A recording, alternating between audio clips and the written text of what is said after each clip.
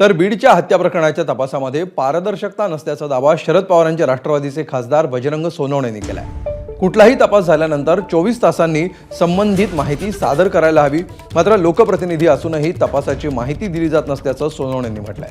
तर या संपूर्ण प्रकरणामध्ये गृहमंत्री अमित शहांचं लक्ष असल्याची माहिती सोनवणेंनी दिली आहे। यावेळी त्यांनी पोलीस निरीक्षक गणेश मुंडेंवर देखील निशाणा साधलाय।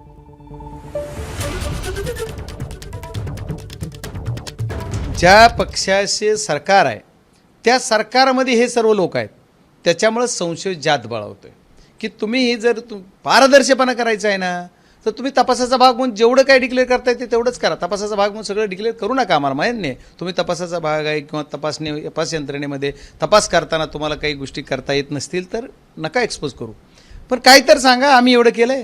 मास्टर माइंड आहे त्याला याच्यामध्ये मर्डरच्या केसमध्ये ॲड करा, आणि ॲड नाही केलं तर मग मात्र खऱ्या अर्थानं तपास होणार नाही। त्याच्यामुळे त्याला ॲड केलं पाहिजे आणि ॲड करून ही तपासाला सुरुवात झाली पाहिजे। सीबीआय ही एक यंत्रणा वेगळी आहे, आपल्या राज्याच्या बाहेरून सगळं म्हणजे देशाची यंत्रणा आहे, आणि मी देशाच्या सर्वोच्च सभागृहाचा सदस्य असल्यामुळे माझी ती मागणी होती। अमित भाई शहांना सुद्धा मी सांगितलं होतं एकदा सीबीआयच लावा साहेब, तर त्यांनी मला तसा शब्द पण दिलेला आहे आणि ते पूर्ण ह्याच्यावर लक्ष ठेवून पण आहेत। मग ते अमित भाई शहा यांच्या ह्याच्यावर जी वॉच ठेवून आहे त्याच्यावर मी समाधानी पण आहे, पण त्याच्यामुळे तर ही चाललंय कसं तरी। गणेश मुंडे नावाचा पी आहे काय, आता त्याला काय गिफ्ट दिलं की एका दिवशी जातो दुसऱ्या महिन्यात तिकडे येतो, जिथं जागा नाही तिथं येतो, ती आरोपीसोबत असतो। अशा काही घटना बऱ्याच येतात, हे तुम्हाला मी पुढे उद्याच्या प्रेसमध्ये सांगणार आहे बरंच काही, पण ह्या घटना करताना असे बरेच क्रम आहेत।